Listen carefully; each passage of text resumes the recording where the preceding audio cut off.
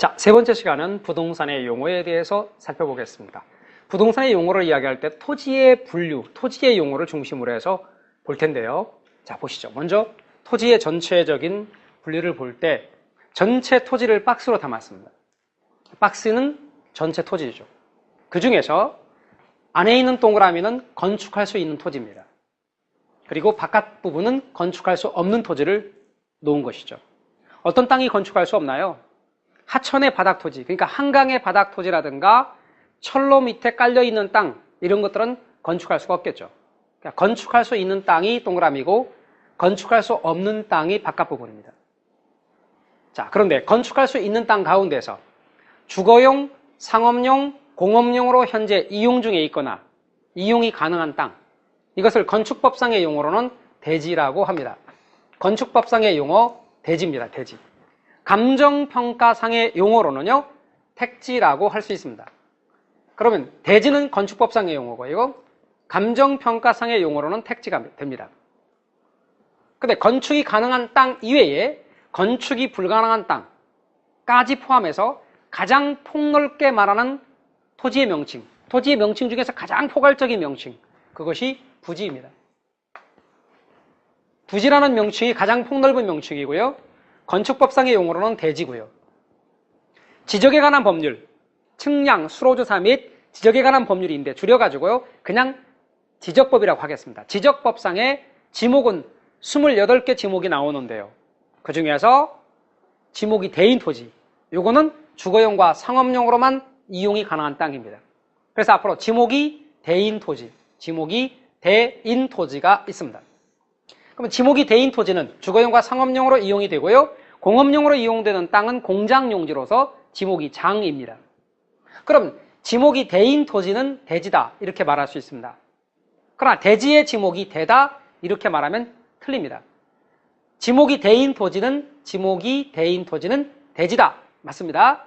대지의 지목은 대다, 안 됩니다. 왜냐하면 대일 수도 있고 장일 수도 있기 때문이죠. 그 다음에 포함관계니까요, 대지는 반드시 부지다, 이렇게 말할 수 있죠. 제가 반드시라는 말을 포함관계에서 쓸 수 있다고 그랬죠. 대지보다 부지가 더 넓은 개념이니까 대지는 반드시 부지다, 이렇게 말할 수 있습니다. 그러나 부지가 대지를 의미하는 것은 아니죠. 그래서 이 관계에도 명확하게 토지의 분류를 정리해 놓으시기 바라겠습니다. 후보지와 이행지를 살펴볼까요? 자, 후보지와 이행지를 살펴보기 위해서 토지의 분류를 해보면 이렇습니다. 토지의 경우는요, 택지지역, 농지지역, 임지지역으로 분류할 수 있습니다. 택지지역, 농지지역, 임지지역, 여러분 지역자를 넣어서 붙여주시기 바랍니다. 지역자를 빼버리게 되면 개별 토지를 의미하는 것이 되기 때문에 토지 종별입니다. 예를 들어 택지, 그러면 개별 토지를 가리키는 것이에요. 그러나 택지 지역, 그러면 택지로 구성되어 있는 지역으로서 지역 종별입니다. 그럼 택지 지역의 경우도 주거 지역 또는 주택 지역, 상업 지역, 공업 지역. 개별 토지를 일컫는 말로 주택지, 상업지, 공업지, 그러면 개별 토지를 일컫고요. 토지 종별이 되지만 지역자를 붙여서 이야기하면요, 지역 종별이 됩니다. 마찬가지로 농지 지역은 전지 지역, 답지 지역, 과수원 지역, 임지 지역의 경우는 용재림 지역과 신탄임 지역이 있습니다. 전이 뭐죠? 전? 밭이겠죠? 답은 그럼 뭡니까? 논이고요. 과수원이 뭔지 아시죠? 그럼 이제 토지 용어에서 용재림과 신탄임만 설명을 좀 드리면요, 용재라는 말은 가구용 목재를 가리킵니다. 그럼 용재림은 가구용 목재, 신탄임은 땔감을 가리키는 말이에요. 숯과 같은 거. 아시겠죠? 자, 그런데 우리 한번 분류를 좀 해볼 때에 이렇게 이야기할 수 있습니다. 여러분, 사람을 기준으로 말하면요, 임지보다 농지가 더 쓸모 있습니다. 농지보다는 택지가 더 쓸모가 있죠. 사람을 기준으로 말할 때 사람들은 임지를 농지로 바꾸려고 합니다. 또요, 농지의 경우는 할 수 있으면 택지로 바꾸려는 경향이 있어요. 이렇게 임지에서 농지로, 농지에서 택지로 대분류를 넘어가는 것을 전환이라고 합니다. 전환이라고 합니다. 그리고 현재 전환 중에 있는 땅을 뭐라고 말한다? 후보지라고 합니다. 현재 전환 중에 있는 땅은 후보지가 되죠. 반면에 이렇게 소분류. 얘네 둘이 바뀐다든가, 얘네 둘이 바뀐다든가, 얘네 이렇게 바뀐다든가. 소분류를 넘어가는 것은 이행이라 하고요. 이행 중에 있는 땅을 이행지라고 합니다. 이행 중에 있는 땅을 이행지라고 합니다. 자, 그렇다고 한다면 이렇게 얘기합시다. 여기를 이렇게 넘어가는 건 대분류를 넘어가는 거예요. 이렇게 넘어가는 건 대분류를 넘어가는 겁니다. 그런데 예를 들면 어떤 땅이 농지 지역의 전으로 이용됐던 땅이라고 합시다. 그런데 이렇게 택지 지역의 주거지로 바뀌는 중에 있다면, 택지 지역의 주거지로 바뀌는 중에 있다면 대분류를 넘어가는 거 맞죠? 그러니까 후보지가 되는 것입니다. 반면에 주거지로 이용되고 있던 땅이 상업지로 바뀌는 중에 있으면 이행이고요. 이행지라고 합니다. 자, 이 경우 조심할 게 하나 있습니다. 농지 지역의 전으로 이용되었던 땅이 택지 지역의 주거지로 바뀌었다. 이렇게 과거형으로 바뀌어버렸다. 그러면 전환이 아닙니다. 이미 전환이 끝났기 때문에 그때는 후보지가 아닙니다. 그냥 주택지라고 합니다. 주택지로 이용되었던 땅이 상업지로 바뀌었다. 이래버리면 이행이 끝났기 때문에 그냥 상업지입니다. 그러니까 후보지나 이행지는 현재 전환 중이거나 이행 중일 때 쓰는 말이지, 전환과 이행이 끝난 후의 명칭을 따른다는 것 알아두십시오. 전환과 이행이 끝난 후에 용도를 따라서 붙입니다. 그러니까 정리하시면 이렇습니다. 농지지역의 전으로 이용됐던 땅이 이렇게 주거지로 바뀌는 중에 있으면 전환 중에 있기 때문에 후보지가 맞지만 바뀌어버렸다. 그러면 주거지 또는 주택지라고 부른다.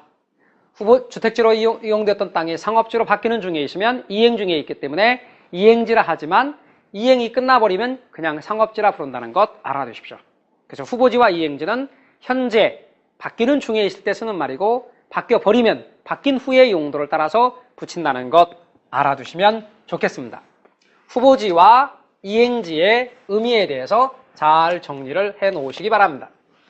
자, 이제는 우리 맹지라는 말과 대지라는 말에 대해서 살펴보도록 하겠습니다. 토지의 명칭 가운데서 우리 이런 거 한번 생각해 보시죠. 자, 도로입니다. 근데 이 땅을 한번 보셔요. 여기에 있는 이 땅은 갑이라는 사람의 땅입니다. 갑이라는 사람의 땅이 여기 있어가지고 도로와 접속면이 없네요. 그럼 도로와 접속면이 없기 때문에 이렇게 드나들 수 있을까 없을까 하는 것이죠. 여러분, 갑은 이거 드나들 수 있어요. 여기 병이라는 사람의 땅을 받고 다니면 돼요. 드나들 수는 있으나 건축은 안 돼요. 자, 도로와 접속면이 없어서 드나들 수 있으나 건축은 안 되는 것. 이 부분에 대해서 병의 땅을 받고 다닌다 이야기는 민법 시간에 배워요. 주의토지통행권에서 배우게 됩니다. 잘 들어두시고요. 자, 이렇게 드나들 수는 있으나 건축이 불가능한 땅을 맹지라 그래요. 맹지는 건축할 수 없기 때문에 값어치가 낮게 평가되기 때문에 맹지, 감가 이렇게 말합니다. 감가를 행합니다. 근데 영원히 건축이 불가능한 건 아니고요. 도로와 접속면을 만들면 되는데 이렇게 접속면을 만듭니다. 다시 말하면 병의 땅의 일부를 사서 도로와 이런 식으로 접속면을 만들어 버리면 토지 모양이 바뀌게 됩니다. 이렇게 되겠죠. 이러면 어떻게 됩니까? 드디어 건축할 수 있죠. 그런데 이 땅을 뭐라고 하냐면 도로와 접속면 부분은 좁습니다. 통로는 좁고 안으로 갈수록 점점 넓어진다 해서 자루 모양이라는 거예요. 생긴 모양이 자루 모양의 토지, 자루 모양이라 해서 붙이는 표현, 이게 대자가 터란 뜻이 아니라 자루란 뜻이에요. 푸대할 때 쓰는 대자입니다.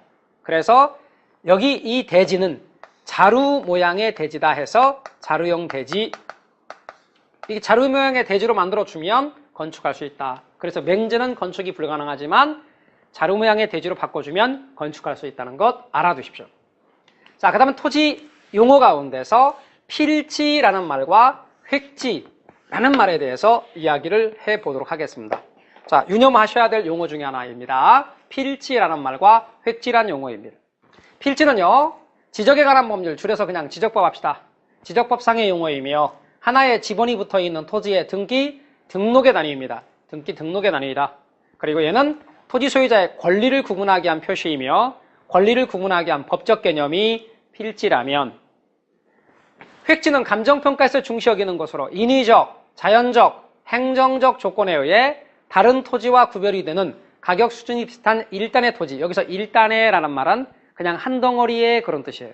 한 덩어리의 토지로서 부동산 활동이나 또는 부동산 현상의 단위 면적이 되는 1획의 토지를 일컫는 말입니다. 얘는요, 가격 수준을 구분하기 위한 경제적 개념입니다. 자, 권리관계를 구분하기 위한 법적 개념이 뭐다? 필지. 가격을 구분하기 위한 경제적 개념이 뭐다? 획지.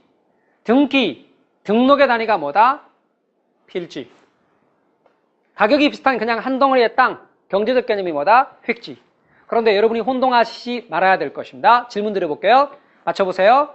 토지의 법정 면적의 단위는 뭡니까? 필지 그러면 안 됩니다. 필지나 획지는 면적의 단위가 아닙니다. 토지의 면적의 단위는 제곱미터입니다. 제곱미터입니다. 혼동하지 마세요. 토지의 법정 면적의 단위 뭐 이렇게 말하면 필지처럼 착각할 수 있는데 필지나 획지는 면적의 단위가 아니다. 필지는 등기 등록의 단위이고 획지는 가격이 비슷한 그냥 한 덩어리의 땅일 뿐입니다. 그래서 필지가 클 수도 있고 획지가 클 수도 있고 같을 수도 있게 되는 것이죠.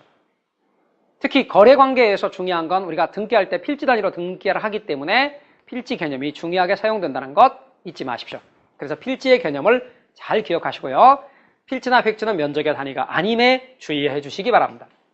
자, 우리 나지와 건부지에 대해서 좀 이야기해 볼까요? 나지와 건부지입니다. 여러분, 나지와 건부지에 대해서 이야기해 보면 나지가 있고 건부지가 있습니다. 우리 이런 식으로 이야기해 볼까요? 자, 어떤 땅이 이렇게 있는데요.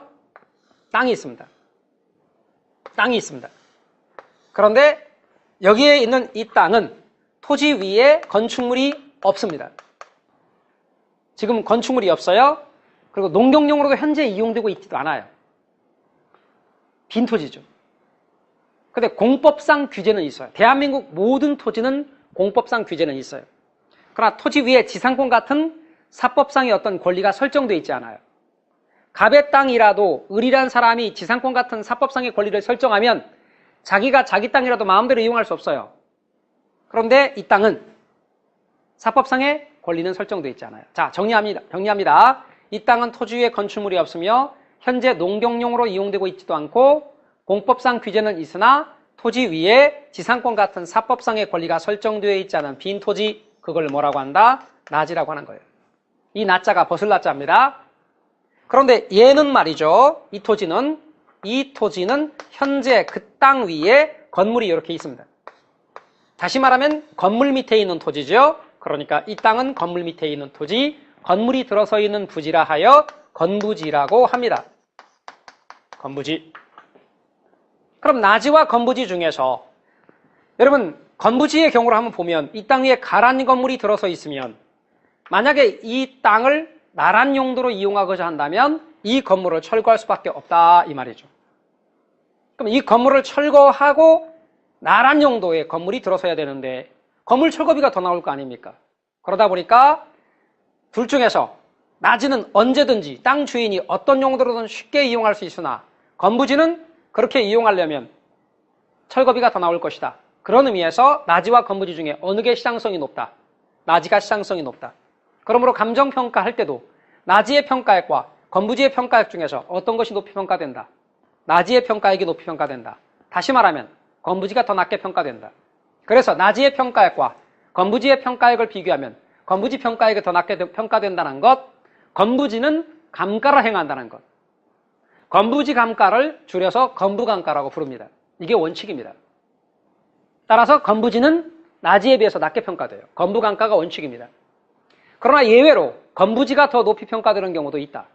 어떤 경우에 건부지가 높이 평가되는 경우가 있을까요? 예를 들면 말입니다. 이 지역이 그린벨트로 묶였습니다. 여러분, 이 지역이 그린벨트로 묶이게 되면 얘는 개발 제한구역으로 묶였기 때문에 건물을 올릴 수가 없습니다. 그렇죠? 개발할 수 없다 그 말이에요. 근데 얘는 증축이나 개축이 허용돼요. 증축이나 개축이 허용되니까 당연히 어느 게 더 쓸모가 있다? 이게 더 쓸모가 있는 거죠. 따라서 건부지가 더 높이 평가된다. 이걸 건부 증가라 그래요. 대표적인 예가 뭐죠? 개발 제한구역의 지정 결정. 그럼 이건 뭐예요? 법적인 규제가 강화된 경우. 법적 규제가 강화된 경우는 오히려 건부지가 나지보다 높이 평가되는 경우도 있다. 예외입니다. 그래서 여러분께서는 이렇게 말할 수 있죠. 건부지 평가액은 나지 평가액을 상한선으로 한다. 이렇게 말할 수 있습니다. 그러나 예외로 건부지가 더 높이 평가되는 경우도 있다. 이렇게 여러분 알아두십시오.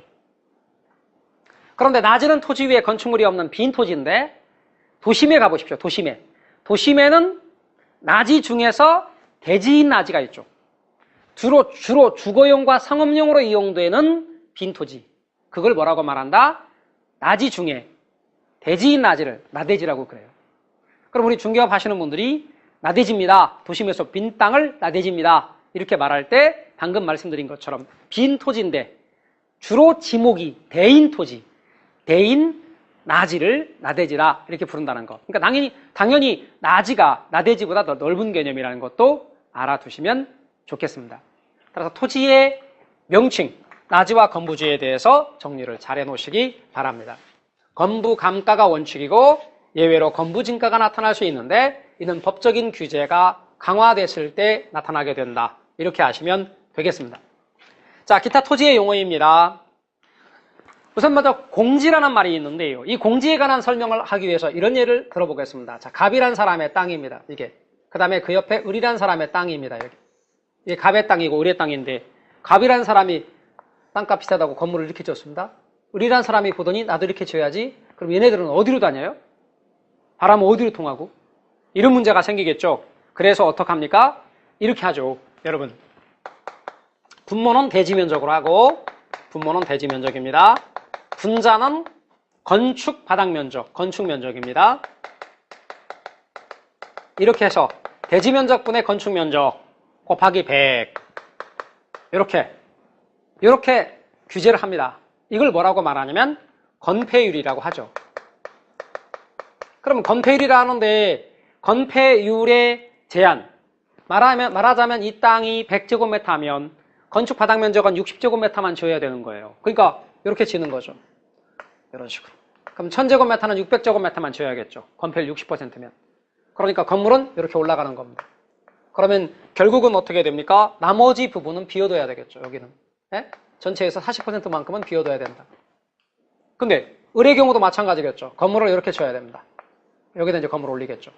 그러면 건폐율의 제한으로 인해 이 땅은 비워둬야 됩니다. 그럼 이건 뭐예요? 일부러 비워둔 땅이죠. 건폐율의 제한으로 인해 일부러 비워둔 땅. 이게 뭐예요? 빌공짜라 써서 공지라고 하는 거예요. 공지. 일부러 쉬게 하는 것이. 반면에 공안지는 땅값이 올라갈 걸 기대하고 방치한 땅. 공지는 일부러 쉬게 하는 땅. 공안지는 땅값 상승을 기대하고 방치한 땅.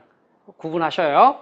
자, 나온 김에 하나만 더 이야기하면, 자, 건폐율의 제한 이렇게 했는데, 여러분 건물이 올라갈 때, 여기에 건물이 올라갈 때 1층짜리 건물만 올라가라는 법 없잖아요. 예? 1층이 있고 여기 2층이 이렇게 있고 여기 3층, 이렇게 3층 건물이 올라갈 수 있잖아요. 그러면 여기에 똑같이 분모는 대지면적이고 대지면적, 분자는 1층, 2층, 3층을 모두 합한 건축, 그때는 연면적이란 말을 쓰죠. 연면적 이렇게 합니다. 곱하기 100. 이걸 뭐라고 말하냐면 용적률이라고 그러죠.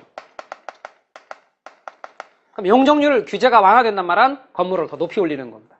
200%이던 놈이 완화됐단 말은 300%가 됐다. 이런 의미죠. 그러면 건폐율과 용적률 중에서 수익성과 보다 밀접히 관련이 있는 건 당연히 용적률이죠. 그럼 나중에 공부를 하시다 보면 용적률 계산에다가 지하층은 용적률 계산에 들어가요, 안 들어가요? 이런 거 배운단 말이에요. 안 들어가겠죠? 그 다음에 또 건물이 올라가는데 1층이 주차장의 경우 그 부분은 들어가느냐? 물론 안 들어갑니다. 또 건물이 올라가면 피난구역 같은 게 있어요. 대피구역 같은 게 있어요. 그런 것들이 안 들어가겠죠. 그런 것들을 이제 공법 시간에 배우실 거고요. 자, 부동산학에서는 건폐율, 용적률 이런 용어 정도까지만 설명하겠습니다. 다시 오셔서요. 공지는 일부러 쉬게 하는 땅이라서 뭐라고도 말할 수 있냐면 휴한지라고 할 수 있어요. 휴한지는 일부러 쉬게 하는 땅. 토지의 지력 회복을 위해서 일부러 쉬게 하는 땅. 그런데 공안지는 바람직스럽지 못하게 놀리는 땅, 유휴지라고 할 수 있습니다. 유휴지 이렇게 말할 수 있습니다. 그 밖에 소지는 대지 등으로 개발하기 전 땅으로서 소지를 뭐라고 말하냐면 원지라고도 해요. 얘는 원지, 대지 등으로 개발하기 전 땅, 그런 의미에서 원지라고도 한다는 것 용어 알아두십시오. 선화지의 선자는 고압선을 가리키는데 고압선 밑에 있는 토지, 그 땅 위로 고압선이 지나가는데 얘는 값어치가 낮게 평가되므로 선화증은 감가